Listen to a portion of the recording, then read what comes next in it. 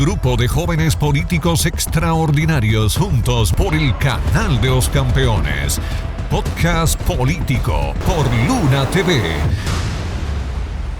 Bueno, estamos ya al aire por su podcast político por Luna TV, el canal de los campeones. Un viernes relajado, señores. ¿Verdad? No es que se lo dé tanto formal. Yo creo que un Hoy viernes es viernes. Y hay gente que va para su fin de semana malo. Porque arrancó su viernes mal. Entonces, cuando un viernes arranca mal, es difícil el domingo.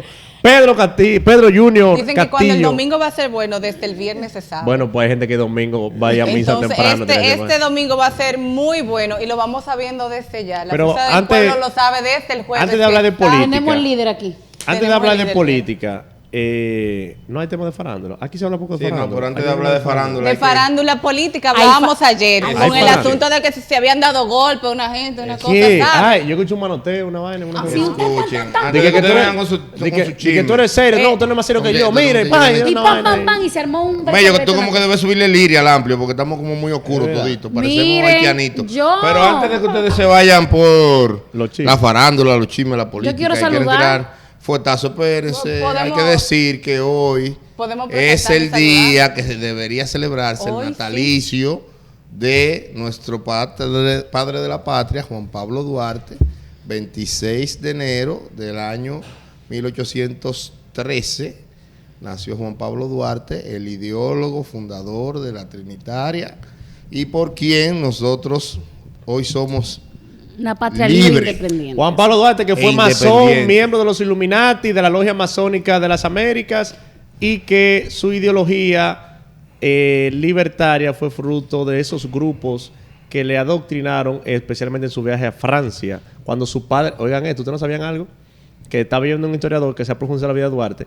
¿Sabe que Duarte no se le ha conocido esposa? Y siempre ha sido un debate, objeto de debate, porque Duarte, si bien es cierto que fue un gran ideólogo... ¿Si dejó hijos o no? Si dejó hijos, si no, si tuvo esposa. Bueno, pues se ha establecido que el primer viaje de Duarte, por unas cartas que se descubrieron recientemente a Francia, cuando él fue en la adolescencia, fue porque Duarte estaba perdido con un amigo, no me recuerdo el nombre del amigo, en el tema de las compañeritas, en el muelle, claro.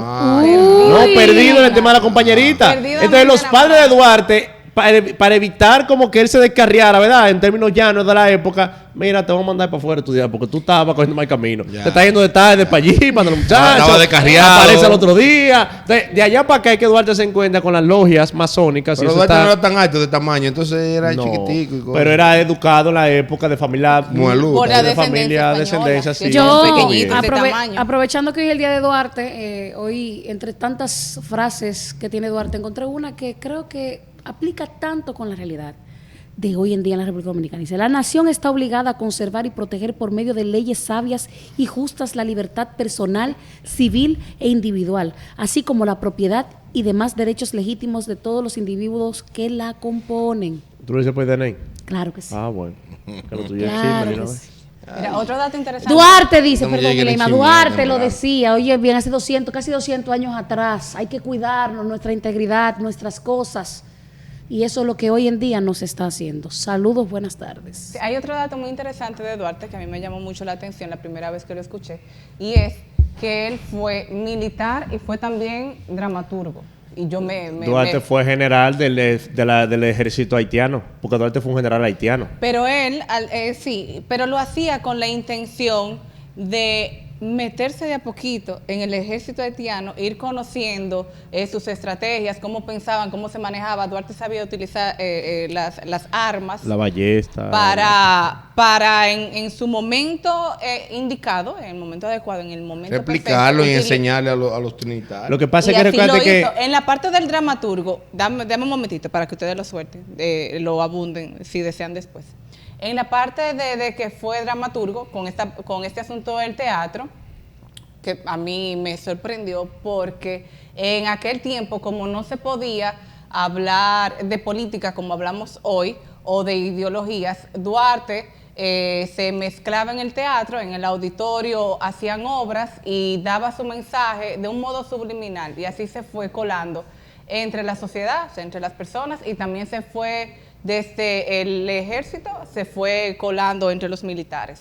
Así que además fue un estratega, un pensador. No, porque eso es un pensamiento que le establecieron las logias masónicas, tomando en consideración el momento del Renacimiento. Hay que recordar que durante el Renacimiento en la Edad Media, pues, casi moderna, en Europa, específicamente en Florencia, en Valencia, en Venecia, pues recuérdate que se utilizó el arte y a través del arte se separa lo que es Dios-hombre y empieza una narrativa humanista a través de la cultura. Ahí nace Miguel Ángelo, ahí nace Bocelli, ahí nace bueno, se me van los nombres. Forma de comunicar, y que la filantrópica. Exacto, entonces se utilizaba el arte como recurso y mecanismo que a través de las pinturas, las obras de teatro, las canciones, pues se enviaba el mensaje político y se va generando un elemento de conciencia.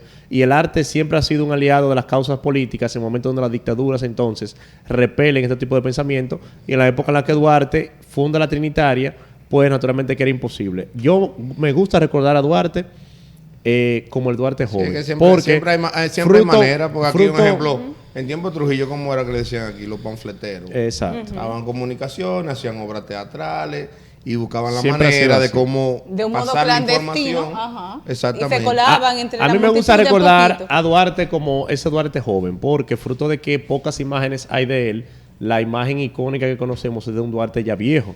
Pero Duarte tenía 25 años cuando funda la Trinitaria con un pensamiento, y ya era general del ejército haitiano, o sea, ya tenía rango militar. Claro, fruto de su familia, y que en ese tiempo no era como ahora, que había que hacer tan complejizado el proceso.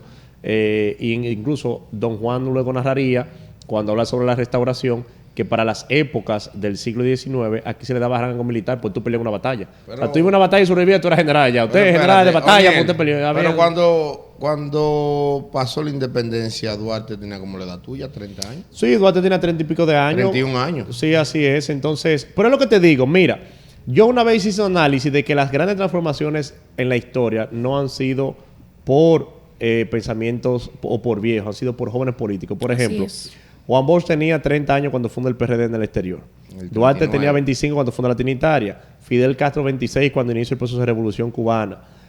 Martin Luther King era viejo. Justo, algunos 23, 24 años también. También. El mismo Jesucristo, cuando tú analizas, tenía 33 años. 33 que era viejo para la época, pero cuando tú haces los cálculos, bueno, 33 Luperón años. También era un hombre joven. 18 años, Luperón. Sí. Es decir, cuando tú analizas la edad de las grandes figuras, incluso internacionales, te das cuenta que son pocos los casos. Winston Churchill era un señor mayor, pero venía desde joven. Lo que pasa es que había fracasado en la Primera Guerra Mundial y se hace famoso en la Segunda Guerra Mundial. El mismo Hitler no era un hombre adulto. Era un hombre joven cuando empieza. 30 y pico de años. De Bolívar. Bolívar empezó de Bolívar también. O sea, cuando tú analizas el contexto, si tú de América, por ejemplo, Washington y los padres liberales también eran relativamente jóvenes. Si te vas a la Revolución Francesa, te topas con un Robespierre, te topas con un Fuchs. Era joven.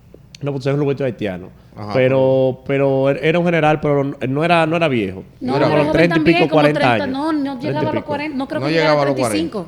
Tengo que meter ese dato. Sí. Pero lo que te digo es que quienes ajustician a Trujillo también eran jóvenes, claro, de 23, 24, 25 años. Lo que pasa es que nos han vendido Jacobito de Lara. Lo que pasa es que nos han vendido un modelo adultocentrista, en la que nos han planteado de que para tú llegar a ciertas posiciones tienes que agotar un proceso distendido, porque déjame decirte, los grupos élites, tanto en la política, en la sociedad como en la economía, les gusta llegar jóvenes para preservarse. Y después que ellos llegan, entonces te dicen a ti que tú tienes que esperar. Se establecen. Claro, pero después de 20 años tú sigues ahí, yo sigo esperando. Y yo, pero bueno, entonces en la política hay que recordar a ese Duarte joven con ideales claros, con una vocación de sacrificio. Murió pobre, murió solo en Venezuela. Y el embajador de Venezuela actualmente se están destapando unas cartas inéditas de la vida de Duarte en Venezuela, y se habla de canciones, de obras y de cartas que nunca se habían desvelado de la vida de Duarte. Así que hay que investigar más a Duarte, hay que hablar más de Duarte y hay que conmemorar mucho más al patricio Juan Pablo Duarte. Bueno, vamos a ir ahora a un corte comercial. La primera pausa y luego volvemos. Yo siento que aquí hay problemas. Hay un plato fuerte. Alfonsina viene con algo que pasó y que yo no pude estar aperitivo. Espérate. Atención a lo que amenazan. Todo lo que se diga aquí hoy, yo no estaba. Yo me voy de aquí porque yo siento que hoy yo no estaba aquí hoy. Ay, bobo. Borren esto. Borren esto. Estás viendo Podcast Político en Luna TV, Canal 53. En breve regresamos.